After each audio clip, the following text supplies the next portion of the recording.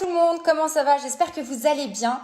Vous savez que tous les mercredis, on fait un live avec Elodie à 15 heures, un live Animaux de la 8. Et donc, la semaine dernière, Elodie avait fait son live et c'est moi cette semaine. Et aujourd'hui, je vous retrouve pour parler chien. Et notamment du comportement de notre chien pendant le confinement et maintenant pour le déconfinement. Qu'est-ce qui se passe dans sa tête? Est-ce qu'il peut être déprimé? Est-ce qu'il ne s'était pas trop attaché à ses maîtres? Voilà, il y a plein de questions qui se posent. Est-ce qu'il y a des petites astuces pour qu'il se sente bien si on doit reprendre le travail, le rythme d'avant, métro, boulot, dodo, et le chien, lui, comment il va se sentir alors qu'il a passé énormément de temps avec nous. Et pour nous en parler, eh bien, je vais recevoir dans ce live une experte en comportement canin. C'est Chloé Fesch de Canidélite par Nature de Chien. Peut-être que vous la connaissez déjà. On a déjà fait des émissions avec elle dans les animaux de la 8. Elle s'y connaît super bien en chien et elle va nous donner des petites astuces justement pour que notre chien se sente bien, pour que voilà, qu'il ne déprime pas, parce que c'est vrai que les animaux peuvent déprimer, ça peut surprendre, mais ils peuvent déprimer.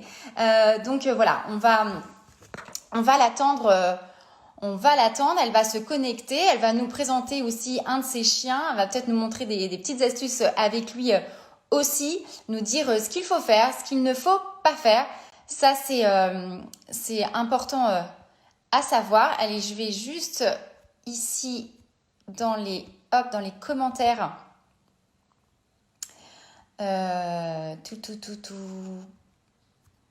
Non, voilà.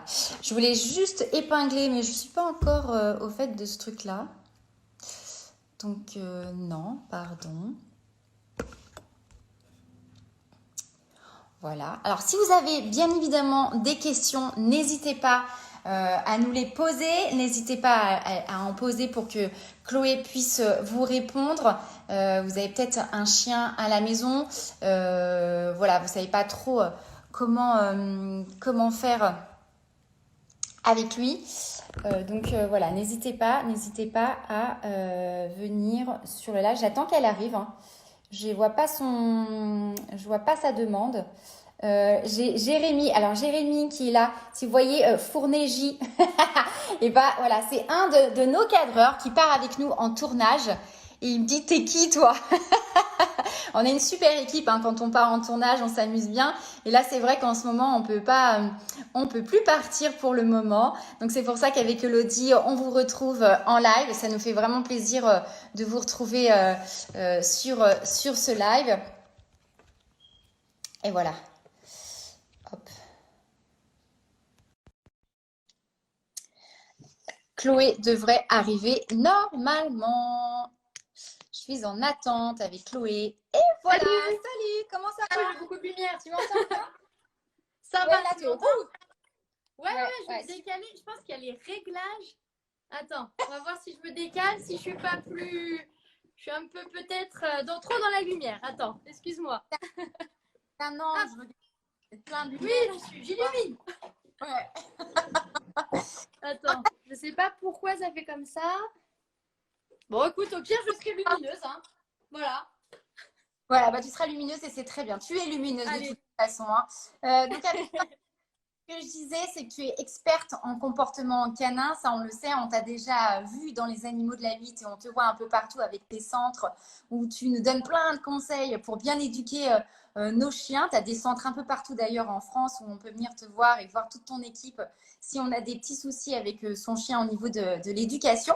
Et aujourd'hui, je voulais voir avec toi parler donc de nos chiens et pendant le confinement. Déjà, juste, on va revenir un peu pendant ce confinement. C'est vrai que c'était un peu les vedettes de notre confinement.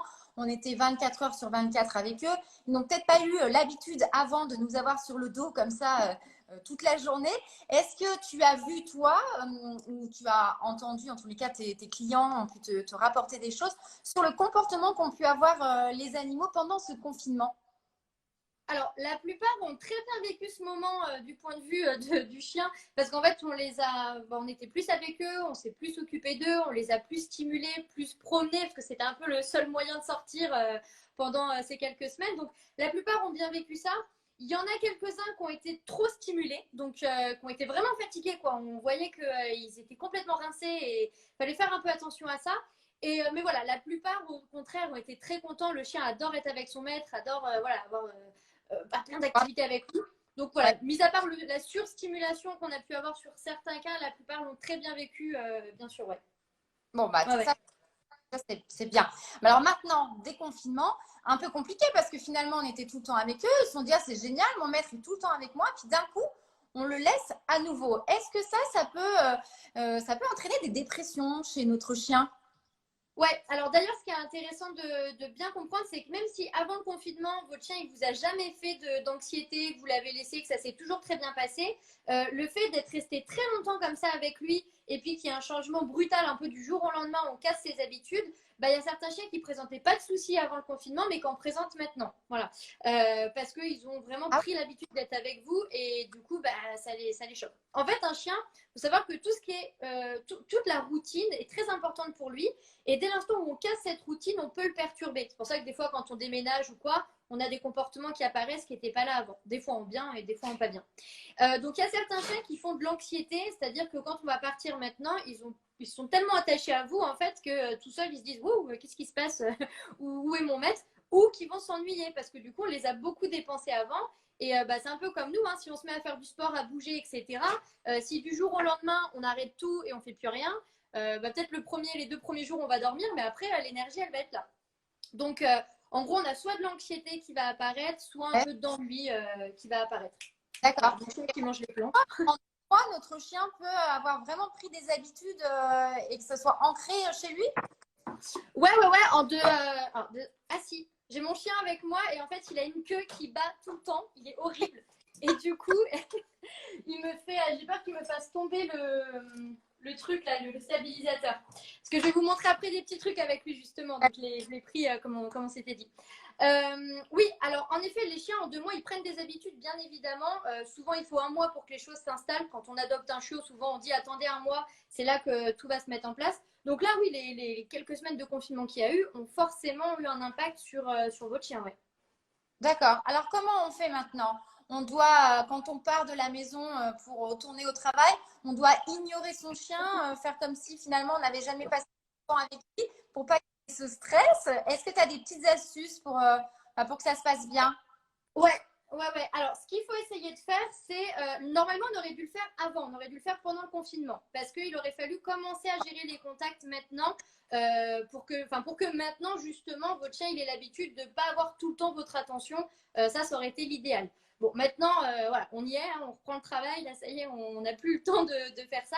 Donc, le premier conseil que je vous recommande à tous, même si votre chien n'a pas de soucis d'ailleurs, c'est de positiver votre départ. Donc en gros, plutôt que votre chien se dise oh, quand mon maître s'en va, c'est pas cool, je suis tout seul et voilà, c'est plutôt ah, quand mon maître s'en va, c'est trop cool parce que j'ai mon jouet préféré que j'ai que à ce moment-là. Voilà. Donc ça, c'est vraiment quelque chose qui peut être fait tout le temps. Donc, lui donner le jouet qu'il adore à ce moment-là, quoi. Que à ce C'est moment-là. ça. Alors, ça peut être un Kong qu'on va fourrer avec de la pâtée, des choses comme ça. Ça peut être même, vous voyez, vous prenez juste une bouteille en plastique vide, vous mettez des friandises dedans, vous la donnez à votre chien. Ça suffit aussi pour occuper un chien s'il ne mange pas le plastique, évidemment.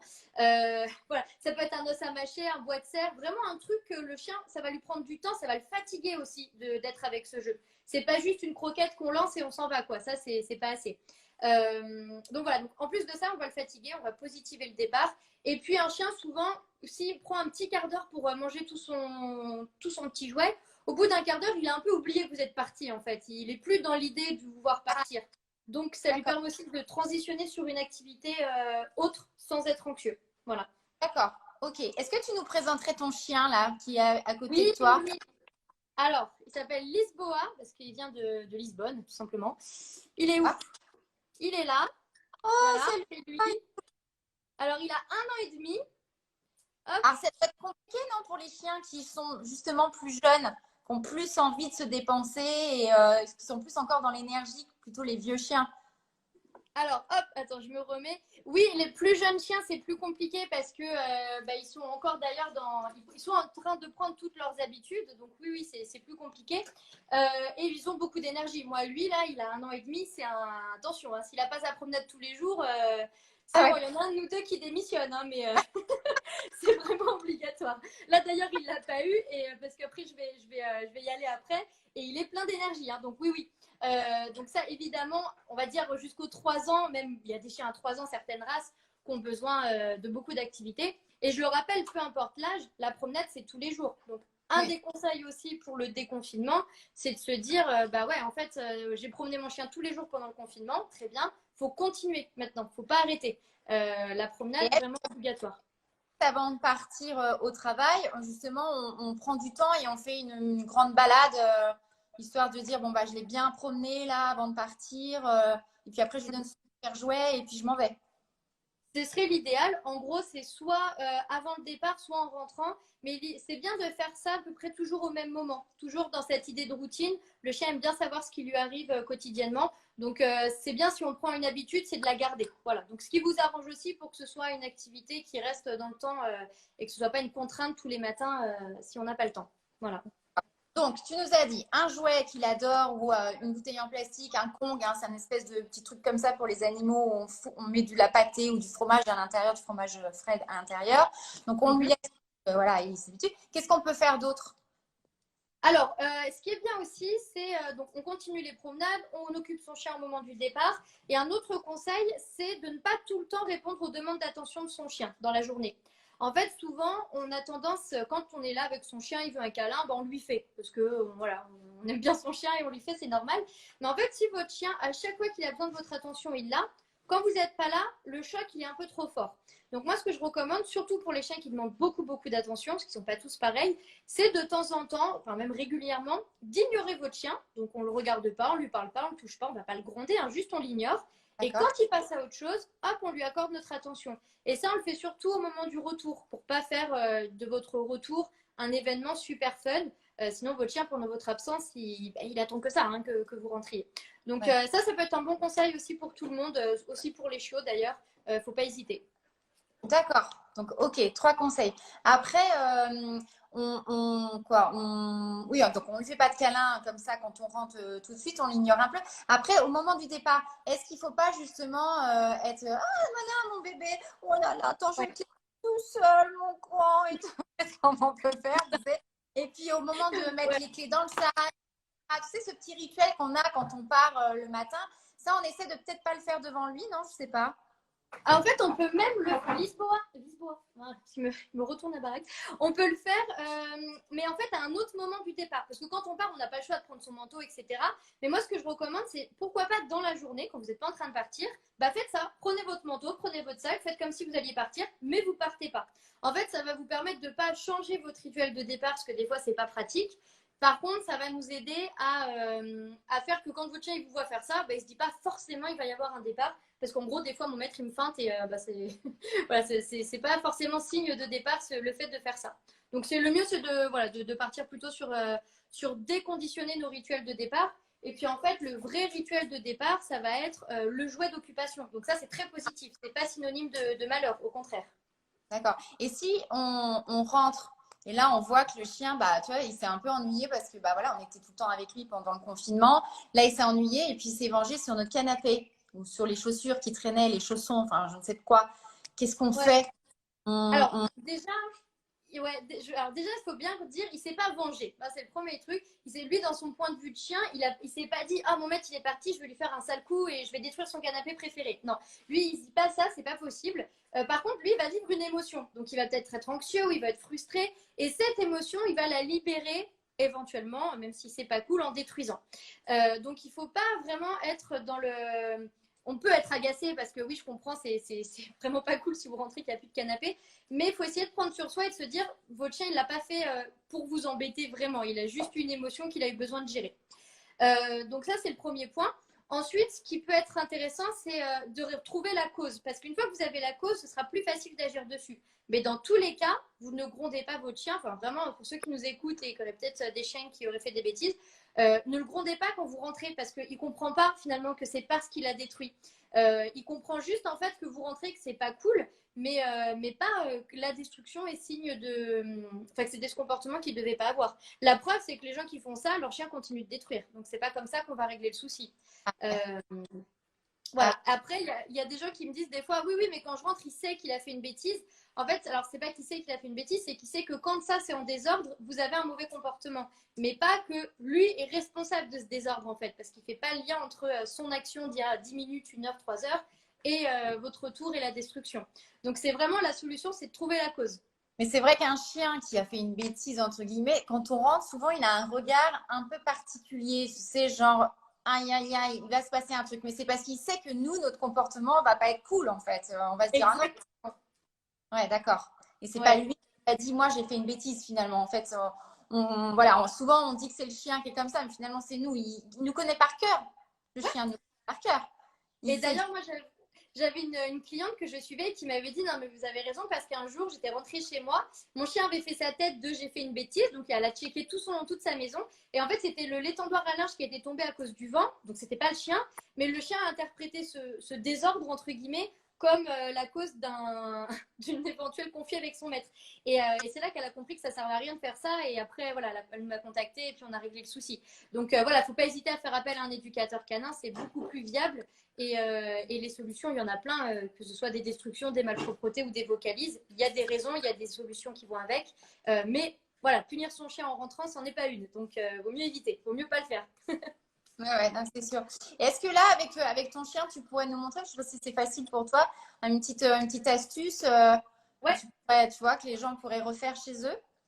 Alors ouais, alors dites-moi peut-être un peu en commentaire ce que vos chiens ont tendance à faire pour que je vous propose un exercice qui correspond à votre besoin. Si vous avez un chien par exemple qui est très très excité, il y a un exercice qui est assez sympa à faire avec des croquettes pour lui apprendre finalement à pas se jeter sur la nourriture et à se calmer avant d'obtenir. Donc je peux vous montrer ça, je peux vous montrer un exercice pour que votre chien vous regarde aussi, qu'il soit un peu attentif à vous, qu'il revienne vers vous facilement. Voilà, ça c'est des exercices qui se font bien à la maison ou même des positions, apprendre le coucher. Enfin, voilà, dites-moi si je vous ai donné 2-3 idées, peut-être si en commentaire vous voulez. Alors là, mon chien aboie tout le temps quand il est sur la terrasse et tout, parce que peut-être des gens qui laissent enfin ceux qui ont des jardins, ils laissent peut-être leurs chiens dans le jardin pendant qu'ils ne sont pas là, qu'ils sont au travail plutôt qu'à l'intérieur. Et c'est vrai qu'il y a des chiens qui peuvent aboyer tout le temps. Est-ce que toi, tu as une astuce pour ça?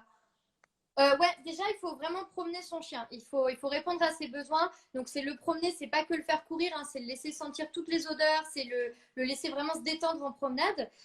Lui laisser des jouets de mastication, parce que la mastication, ça les fatigue. Les jouets d'intelligence, donc par exemple, son repas, on peut lui donner dans le jardin en dispatcher un peu partout. Ça va l'occuper, ça va le dépenser. Et tout ça, c'est des activités qui vont baisser un peu son énergie. Donc, les aboiements, souvent, On peut lancer des croquettes comme ça dans le jardin et lui va aller les chercher en fait. C'est un jeu. ouais, c'est ça. Moi, mon chien, là, que vous avez vu, hein, il ne mange jamais dans une gamelle. Je lui donne tout le temps en jeter un peu dans l'herbe et puis il prend un quart d'heure pour manger. En plus, lui est très glouton, donc ça évite qu'il gobe tout en 2 secondes chrono, quoi, qu'il fasse l'aspirateur. Et puis ça le fatigue parce qu'il cherche les croquettes, donc ça le fatigue. Donc ça peut être des conseils. Après, des brises-vues aussi, parce que des fois, le chien n'aboie pas pour rien, il aboie parce qu'il voit quelque chose.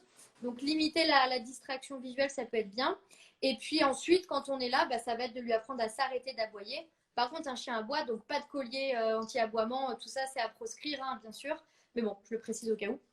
Non, Donc, tu as raison de bien préciser ça parce qu'on ne lui met pas des trucs comme ça ou qui envoie de la citronnelle ou je sais pas quoi, là, des trucs. c'est Non. ça. Exactement.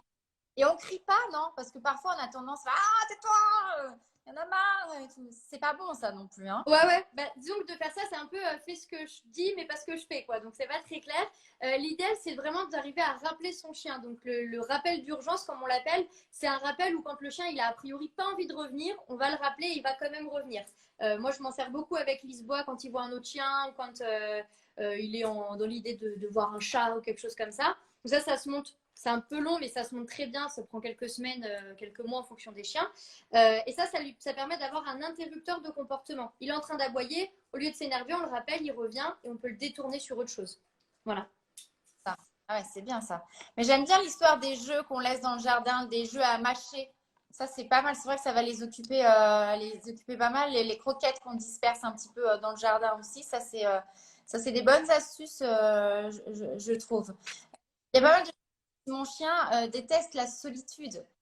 Tu confirmes en fait. Ils n'aiment pas trop être seuls, les chiens.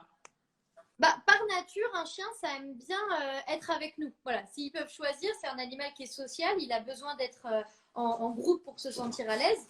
Donc, il me fait un. Il essaye de choper je ne sais pas quoi sous le fauteuil, c'est n'importe quoi. Oui, oui, en fait, les chiens n'aiment pas être seuls. Donc, s'ils ont à choisir, ils préfèrent être avec nous, de base. Maintenant, ce qu'il faut, c'est positiver le fait qu'ils ne soient pas collés à nous. C'est ça aussi qui est important. Parce que, en effet, par nature, ils ont besoin de nous. Mais si on répond à leurs besoins, normalement, le reste du temps, ils peuvent être seuls et ils sont censés bien le vivre parce que c'est censé être possibilité pour eux d'avoir un truc agréable. C'est pour ça, positiver le départ, c'est un truc essentiel à mettre en place dès qu'on a un chiot.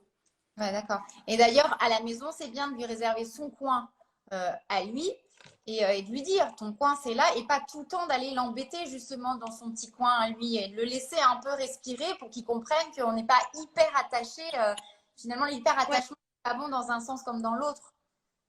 C'est ça. En fait, je peux vous montrer ça. D'ailleurs, c'est ce qu'on appelle la happy zone. C'est qu'on met en place un espace au chien qui, cet espace, c'est quelque chose où déjà quand il vient, on ne le dérange pas. Jamais, à aucun moment. C'est un peu le chat perché, vous voyez. C'est dès qu'il se rend, on le laisse complètement tranquille. J'ai ma chienne la plus vieille. Elle a tellement compris ça que quand je lui donne un os à mâcher, un truc comme ça, elle court littéralement, même à 11 ans, dans cet espace parce qu'elle sait que l'âne qui va l'embêter. Voilà. J'ai un petit garçon de 5 ans, des fois il est un peu turbulent, etc. Mes chiens ont bien compris que quand ils voulaient de l'espace, ils se mettent dans cet appartement et on les laissera tranquilles tout le temps. Donc ça, c'est important. Et puis cet espace, on peut même le déplacer. On peut le mettre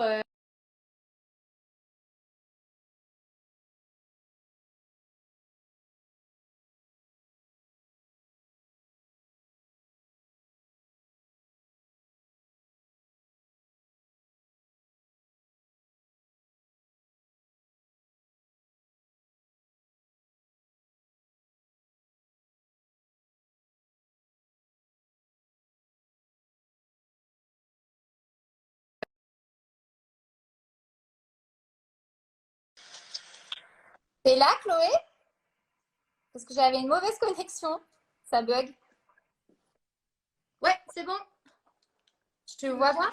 Moi, je te vois pas, mais je sais pas si tu me vois, toi. Moi, je te vois, c'est bon, ça a coupé, mais là, c'est Ah, bon. voilà. Tiens, Ok, bon. Du coup, vous avez eu toute ma réponse ou pas? moi, j'ai pas eu toute ta réponse, mais bon, dites-nous si vous avez eu la réponse de Chloé, parce que moi, j'ai pas eu. Je sais pas ce qui a bugué, désolée, je sais pas. Bon, en tout cas, je ne suis plus lumineuse. Ça, c'est déjà un bon signe. Ça s'est réglé, en fait. Ah, bon, alors, résume vite fait si on n'a pas eu ta réponse, ce que tu étais en train de dire. Ouais. Alors, du coup, le panier du chien, en quelques mots, ou l'espace du chien, c'est un endroit très important. Et son chien, on ne le dérange jamais quand il est au panier. Jamais, jamais. Ça, c'est très, très important. Parce que si on fait ça, on va finalement apprendre à son chien que c'est pas un endroit où il peut être tranquille. Alors que là, l'objectif, c'est un peu comme on dit ça, le chat perché. Ouais, c'est dès qu'il est dessus, il doit se dire, ouais, là, on me laissera forcément tranquille. Et moi, je le fais beaucoup avec mes chiens parce que j'ai un enfant de 5 ans. Donc, quand mes chiens veulent être tranquilles, eh ben, ils vont dans leur panier et ils savent que là, personne va les déranger. Ou quand ils mangent un os à mâcher, un truc et ils veulent vraiment être peinards, ils courent là-bas et ils ne bougent plus. Et moi, ce que j'ai fait, c'est que c'est une couverture. Enfin, je travaille ça avec une couverture. Ce qui fait que cette couverture. Oui, oui, oui. Ouais, je peux vous montrer. Alors, hop, c'est pas compliqué à mettre en place. Je vais me mettre juste pour que vous puissiez voir, hop, le tout. Est-ce que si je me mets là, tac, il y a un petit espace ici. Voilà. En fait, ici, donc j'ai ma petite couverture qui est là. Et en fait, vous allez voir, normalement, vu que mon chien il est déjà habitué, hop, déjà quand je la mets, voilà, de suite, lui il s'y met parce que voilà, c'est signe vraiment de plaisir pour lui. Je travaille beaucoup sur cette couverture. Et en fait, attendez, je vais juste, voilà, comme ça. Et voilà, vous allez voir, quand il va revenir se mettre vraiment sur la couverture. Et cette couverture, je la déplace. En fait, si je vais en extérieur, bah, je la prends avec moi. Et mon chien, ça c'est sa zone à lui. Et en gros, il sait que quand il se met dessus, je le laisse tranquille. Et vous voyez, hop, tac, il va se caler là. Et je peux me déplacer n'importe où. Il a vraiment ce repère qui est cette couverture-là. Et puis, sur cette couverture, du coup, au départ, ce que je vais faire, c'est que je vais juste lui demander de venir. Hop, une fois qu'il est là, je le félicite. Donc, moi, j'ai un marqueur qui est oui. Donc, je dis oui. Et je jette une petite friandise à l'extérieur de la couverture pour qu'il sorte et que de lui-même, il revienne se mettre dans cet espace. Donc là, vous allez voir, hop, il remet les quatre pattes, il se pose, oui. Et je vais faire une répétition de cet exercice. Et ce qui est important dans l'apprentissage, c'est de répéter. Donc, pour que ça marche, il faut le faire plein de fois. Oui. Et une fois qu'il a bien compris, je vais monter la difficulté. Donc, par exemple, je vais tout simplement, donc c'est vraiment j'attends qu'il se mette, mettre en place une autre position. Oui. Je félicite à l'extérieur. Et maintenant, je vais attendre qu'il soit couché à chaque fois. Voilà. Et pour savoir si un exercice il fonctionne bien, il faut voir la rapidité. Si le chien comprend vite l'exercice, c'est qu'il l'a bien assimilé. S'il prend du temps, c'est que c'est encore en cours d'apprentissage. D'accord. Oui. Voilà. Et ça, je le répète. Et puis, quand j'ai fini ma séquence, hop, et ben en gros, j'ai un c'est fini. Je jette 2-3 friandises au sol et j'arrête. Ah, sympa ça. Voilà. C'est super. Et ça, c'est ce que j'appelle la happy zone. C'est-à-dire que cet espace, c'est vraiment sa zone à lui. Une fois qu'il y est, c'est cool. Et c'est toujours positif. Et quand je vais au centre, j'ai un centre canin. Quand j'y vais, je prends la couverture. Et puis quand j'ai envie qu'il aille se poser ou que lui, il a envie de se poser, je sors la couverture et puis il se met dessus. Et puis j'en entends plus parler. Voilà. Ça, c'est quelque chose qui marche très très bien. Et pour les chiens qui sont un peu hypersensibles, justement, je mets la couverture, puis il va se poser, puis moi je peux faire ma vie et il aime bien ça. Voilà. Ouais, c'est des petites friandises, ça c'est hyper important pour éduquer le chien. En fait, un chien, pour qu'il écoute, il faut qu'il soit motivé. C'est comme nous, on ne travaille pas pour des prunes, on travaille parce que soit on aime notre travail, soit parce qu'on a un salaire, etc. Mais voilà, en gros, si je vous dis, ouais, voilà, ça fait 10 ans que tu travailles pour un salaire, maintenant c'est bon, j'arrête de te payer. Bah non, en fait, moi perso, je dis, bah non, c'est pas possible. Sauf si j'adore mon travail et que la motivation, c'est parce que j'adore mon travail. Mais bon, le chien, c'est pareil. En fait, un chien, pour qu'il écoute, il faut le motiver. Et la motivation, donc ça peut être de la nourriture, mais moi, je travaille beaucoup aux jouets aussi parce qu'il adore jouer. Je travaille beaucoup aux câlins parce qu'il adore les câlins. Il y a des chiens qui n'aiment pas ça, donc ça, il faut s'adapter. Des fois, je travaille à la récompense sociale. Par exemple, la récompense, c'est que je le lâche et qu'il va aller jouer avec un autre chien ou il va aller en balade en liberté. Enfin bref, tout est une récompense si on l'utilise bien. Et la friandise en est une aussi, bien sûr. Une friandise bien appétante, quelque chose qu'ils aiment bien, quoi. Ouais, alors moi, ce que je recommande, c'est de prendre dans sa petite poche, la petite sacoche, c'est 5 friandises de valeur, enfin 5 valeurs différentes. En gros, il y a du très bon, du un peu moins bon, du médium, on va dire. Et en fait, c'est comme si je félicitais quelqu'un, un humain, avec de l'argent, mais qui ne sait pas si c'est 500 euros, 5 euros, 10 euros, 10 centimes. Mais il sait que c'est de l'argent. Dans tous les cas, il y a un truc, mais il ne sait pas combien. Ça garde un effet de surprise et la motivation est encore plus forte en fait. Là, pour le chien, il se dit oh, peut-être c'est le poulet séché ou peut-être c'est la croquette, mais dans tous les cas, je vais kiffer et voilà, ça aide à avoir une motivation très forte. Bon, bah, génial. Merci beaucoup, Chloé. Tu nous as donné plein de petites astuces là. C'est top. Cool. Pour le confinement et même voilà, hors confinement. Donc, c'est hyper sympa. Merci d'avoir été au rendez-vous. Un gros bisou à toi. Il est sur sa couverture. Hein. Hop là. Je vais vous montrer ça. Ah bah, quand je dis ça, il s'est relevé. Voilà, tu vois, il sait que tu portes de la porte. Oui, et du coup, voilà. On peut te retrouver encore toujours dans tes centres là avec le déconfinement ou pas du tout? Comment ça se passe? On a rouvert cette semaine là, c'est bon, on peut revenir en éducation. On n'a juste pas encore mis en place les leçons de groupe parce que voilà, on attend quand même de voir un peu comment la situation évolue. Mais les premiers rendez-vous, les leçons individuelles, donc le premier rendez-vous est gratuit, puis toutes les leçons individuelles sont repris là, ça y est. Les formations reprennent aussi. On a lancé les formations en ligne aussi, donc sur notre plateforme de formation en ligne pour les particuliers. Donc ça, c'est quelque chose qu'on a mis en place pendant le confinement, puis que ça continue. Et voilà, donc. Ça veut dire quoi les formations? C'est-à-dire si on veut former son chien, enfin, c'est quoi? Si on veut se former nous, enfin, c'est... Ouais, alors c'est pas des formations au métier d'éducateur canin, parce que ça on le fait, mais c'est que en présentiel. Les formations en ligne, c'est vraiment pour les particuliers qui veulent Alors, nous, ce qu'on prétend pas, c'est éduquer le chien en ligne. Ça, pour moi, c'est pas possible. Par contre, former des maîtres, en gros, on le dit souvent dans l'éducation, c'est le maître qu'on éduque. Bah, toute cette partie-là, en ligne, on peut le faire. Donc, on a une formation en ligne sur le rappel, on a une formation en ligne sur comprendre l'apprentissage, on en a une sur le chiot, une sur la cohabitation chien-chat. Il y a des vidéos, il y a des infographies, il y a des textes, il y a des photos. Enfin, c'est vraiment très pédagogique. Et puis, c'est sur une plateforme. Donc, en gros, on va pouvoir suivre nos cours, aller de séquence en séquence. C'est pour les particuliers et pour les professionnels. C'est plutôt à destination des particuliers.